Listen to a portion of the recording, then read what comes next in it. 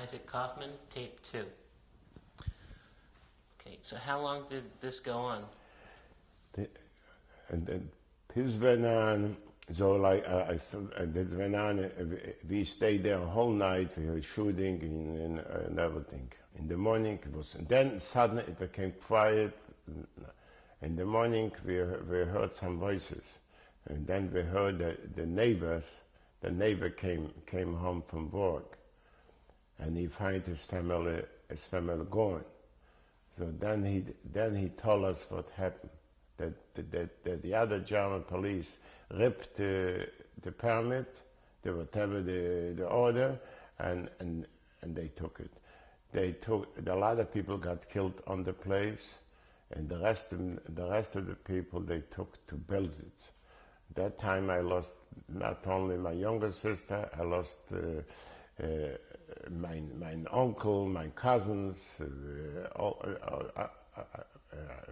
not one uncle, a few uncles of mine, and then we had to go to bring the people to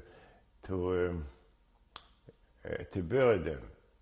There was a lot of dead people. It was some people which they could have survived by themselves that particular time, but they wouldn't get separated from their families. So they went into the wagons together with their families. And everybody, still we had some thought maybe they were taken to work, which it was very foolish to think. How would they take children to work? But still, people they wanted to believe something, an unbelievable thing. I remember particularly that my mother was sure, and she was very absolutely crying. Why we let her sister by herself. So during the night time, according my mother told me that my father came to her in dream and told her, don't worry about her, she's under my control. And this went on the whole summer. Every other week or 2 weeks, they came around and they took away some Jewish people. So you had a hiding place in your home. Yeah. Can you describe that to me? It was a smaller, I would say, 3 feet wide and maybe 10 feet long. If you ask me now to remember what we did there, after all, a human being has to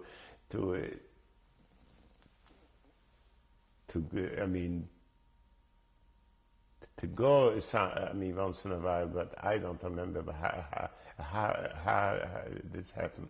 I don't know. This was a whole summer, and every other day was, you heard killing and killing and killing and killing. And there was all kind of rumors that Zamość is going to become a Judenrein, a city free of Jews. And I remember one particular time around fall time. I was working outside of town, and somebody came and told us that they are taking all the Jews away from Zamość. So I slept on the outside.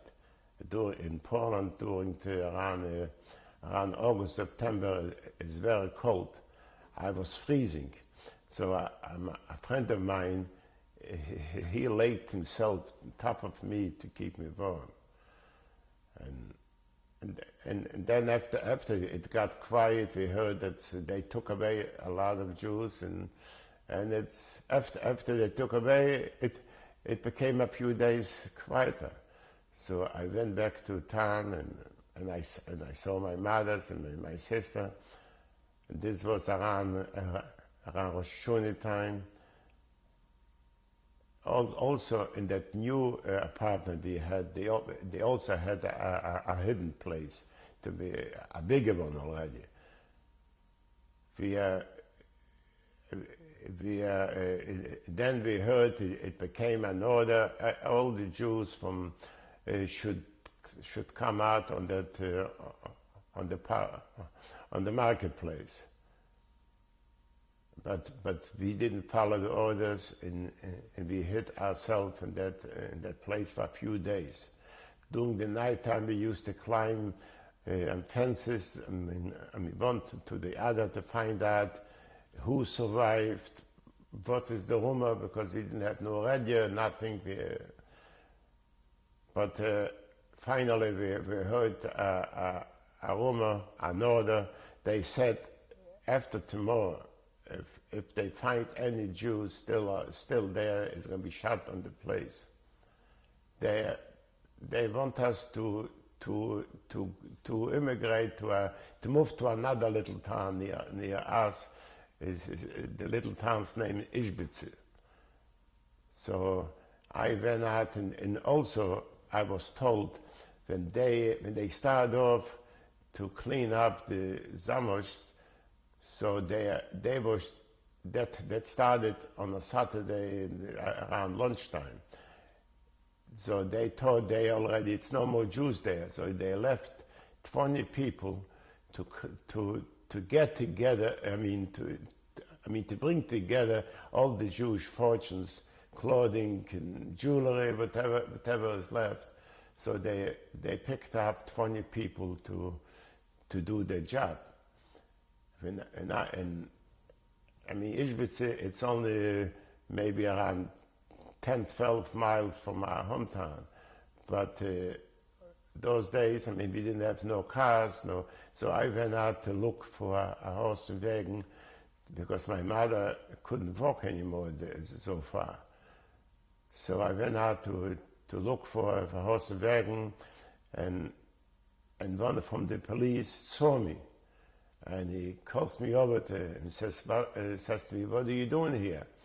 So I told him, "I am one of the 20 which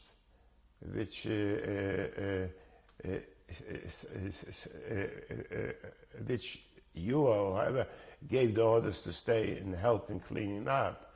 So he said to me in German, "Die bleibst hier arbeiten, nachher kommst du weg.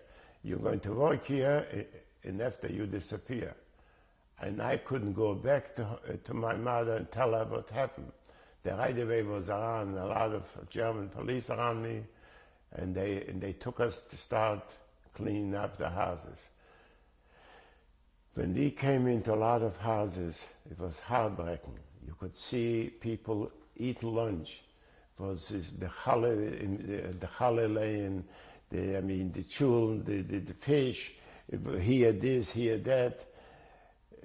It was, but we had to be tough. We couldn't, and we started cleaning up those leftovers. And every day came the Germans and they gave us orders, do this, do that. But then we decided that anyhow, this stuff goes to the Germans anyhow. So we gave a lot of things to the guards who used to watch us, and sometimes they used to be easier than us.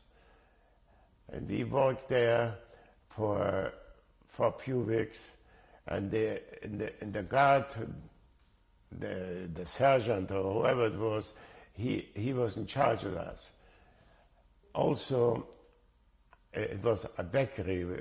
It was open, and the baker had his child. He saved his young child, and that police officer, he knew about it. He saw it, and he didn't say nothing. But one day, some Polish person, a butcher, told him, he gave him to drink whiskey, and he talked to him and told him about it. He came around and to the bakery, and he killed his child. And he was going around with his gun, and I was this was after the working hours, and I was in another group sitting there eating something, and suddenly we were told that this German is coming to our buildings with his gun in his hand. So when he walked in, I was behind the door. When he walked in, I walked out, and we started running. A friend of mine, he didn't run too fast enough. He ran to the toilet what used to be on the yard, and he hit himself on that toilet. So he found him, he shot him right away. I was lucky at that time. I ran over across the street to another building. We were there, and we didn't know what to do. We heard shooting and screaming, and then after a while, that German left and went back to his Hauptquartier. So, and he left the Russian police to watch, to look for us, and gave him an order that he should shoot anybody which is out of the ghetto, because we already were not in the ghetto anymore. But we were lucky also, particularly those Russian guards, they were nice, and when they saw us, they told, they're not going to do nothing to us. Let's wait what's going to be in the morning. In the morning, when he came, the same man when he came, he was very, very pale himself. He only gave us an order to go to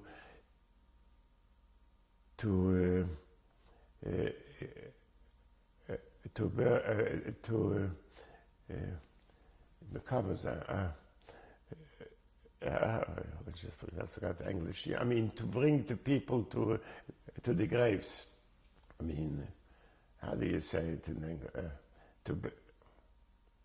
Sorry. Anyhow, so and also before we took and they picked me up to be one of those people.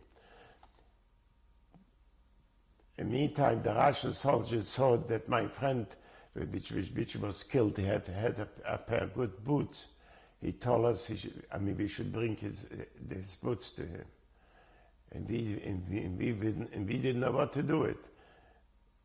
That's a Jewish law, and that's maybe a general law. You don't take up nothing from a dead person. But we were afraid for the Russian guard either, so we took off the boots and we brought it back.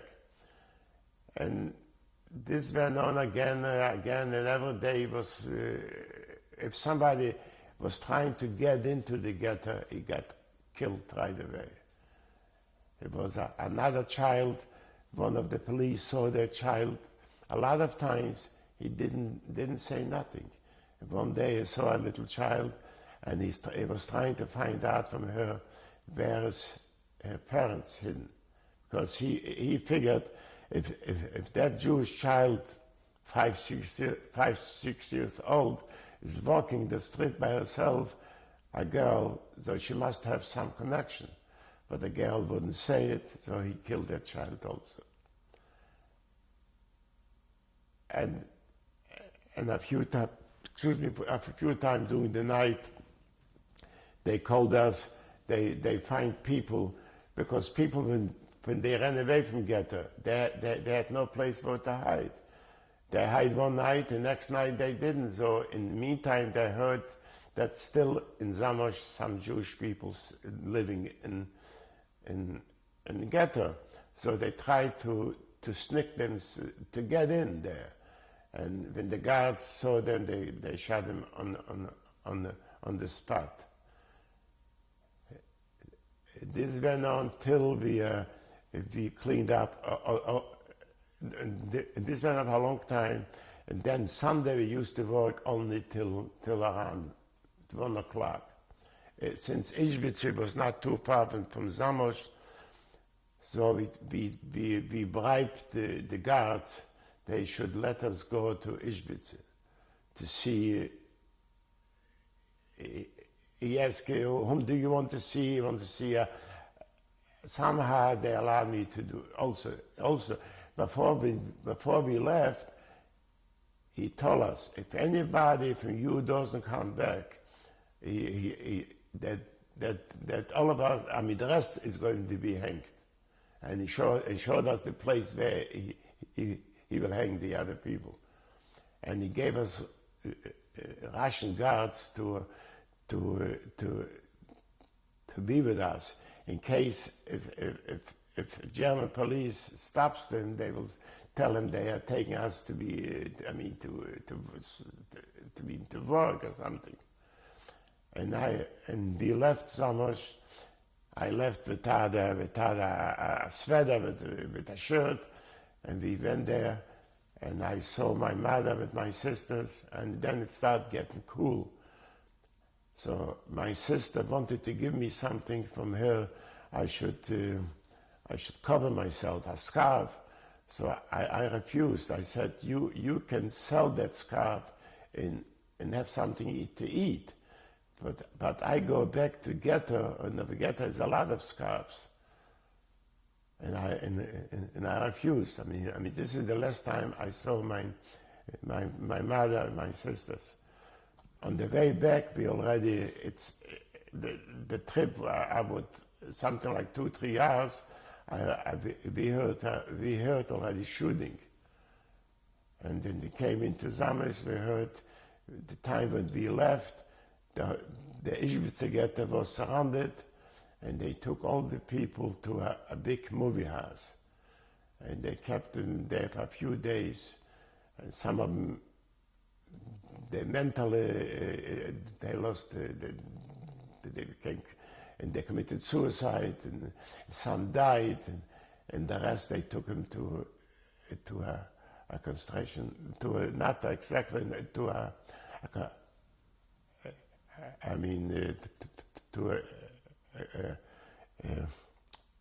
Sabiba, to a crematorium place.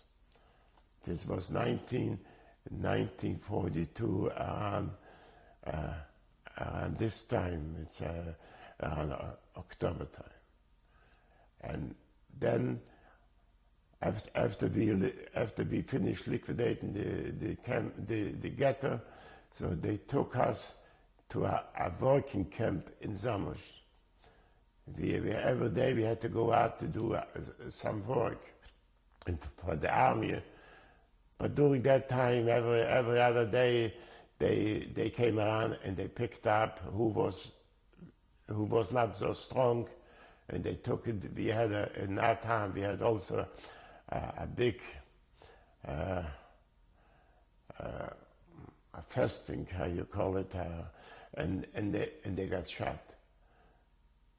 It happened one time. They came and I was there. They counting 1, 2, they took out or the second or the fourth, and I was lucky. I survived. Were you given some type of special work to do? Yeah, we went to go to work to the army, to cleaning, those kind of things. I'm sweeping the streets. They took us to all kinds of those work. But during the war, they used to beat, and there was no food and nothing. And the camp was so dirty, was so many roaches. Nighttime, when the lights turn off, when you walk out, when they turn on the lights, you slept between roaches, full with roaches. Also in Zamość, I didn't want to eat no trifle food. I wanted to eat kosher food.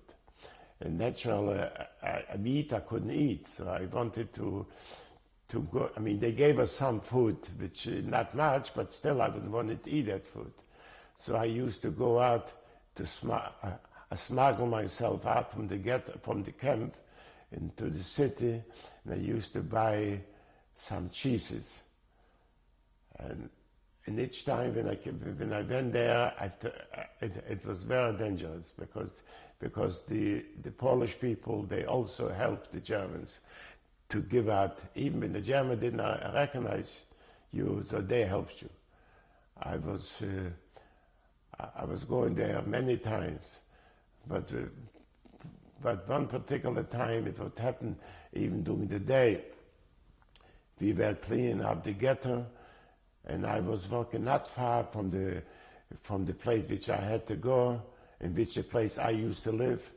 I was walking and in one direction, and one of the police was walking the other direction, and he noticed me. He looked at me, but he couldn't make up his mind if I'm Jewish or not Jewish. So that particular German, he was lame. He couldn't run. But when I came to the corner, and right away I started running. Later I was told, because in particular this was my neighborhood, and I knew every house. So then the neighbors told me later, the minute that I turned around, he turned back, and he was looking for me. But I was lucky.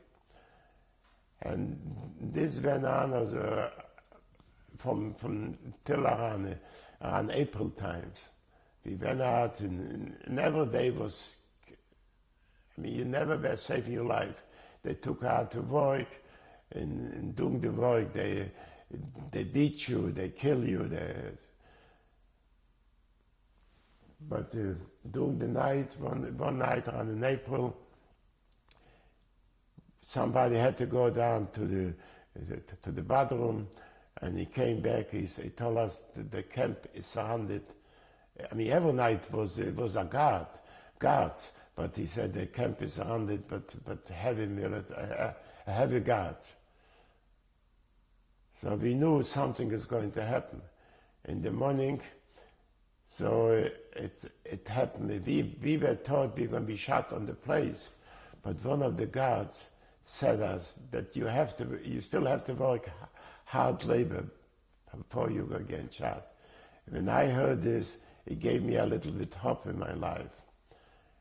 And then they put us on autos, and they took us to Majdanek. That's a crematorium concentration camp. On the way there, one of the trucks had a flat tire.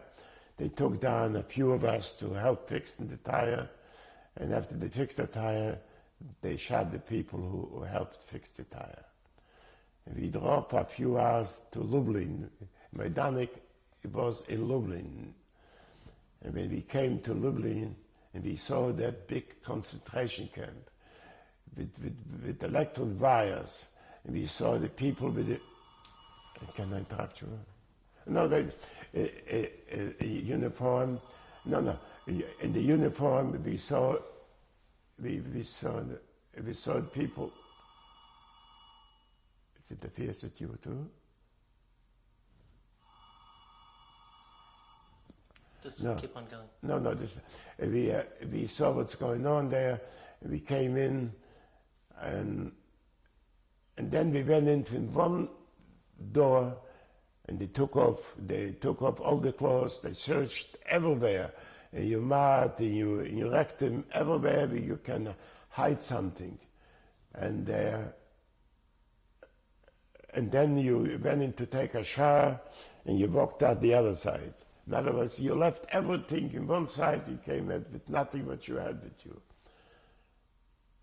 And then they took us, and they gave us some clothes, and they took us to a barrack, and there was no beds to sleep.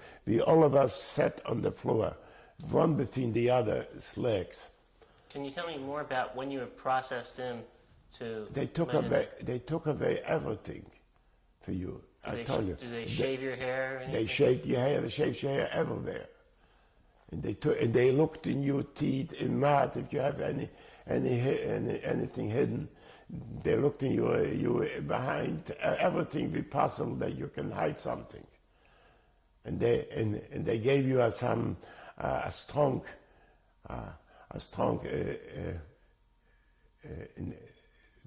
intelligence. You should burn everything. It burned awful. And after that, I mean, we got some clothing, and they took us in that barrack, and we sat down on the floor. During the night, they came around. We came at the same time the people from Warsaw Ghetto came in. And they came in, and they looked on their feet, and they took them out. So we didn't know what happened to them, but the morning we came out and we saw them, all of them are strangled to death. So we asked the other one, leftovers, he says to me, this happens every night. So during the day, they gave us a place in a barrack to sleep. It was bunk beds, down in one top of the other, and they told us the bunk beds has to be made so straight and everything. And the first day, I remember when they gave us some food, I didn't eat nothing. Natural, they didn't give us no spoons, nothing.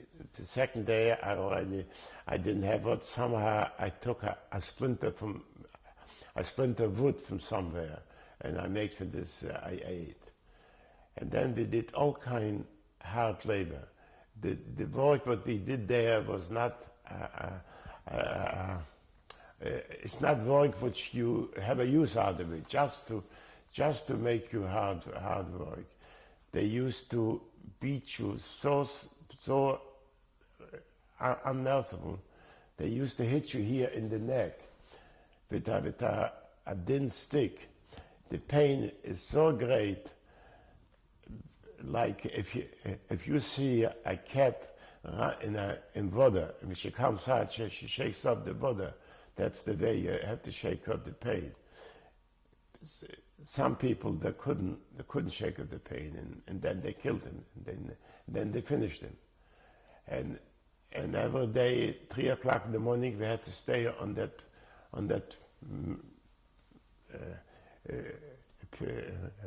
marketplace, whatever you call it.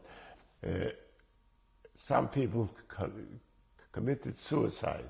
They threw themselves into the toilets because they couldn't take the suffering anymore. When they come in the morning, they had to have the same amount. If they didn't have the amount, they looked everywhere. And this went on, and I mean, the few weeks I was there.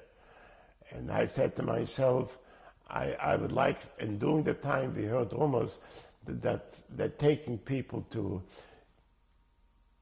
labor camps. So I was trying to get out from that place. I even said it in Polish. I like to get, it can be worse, just a change. Here I knew I wouldn't be able to survive. Okay, let's change tapes.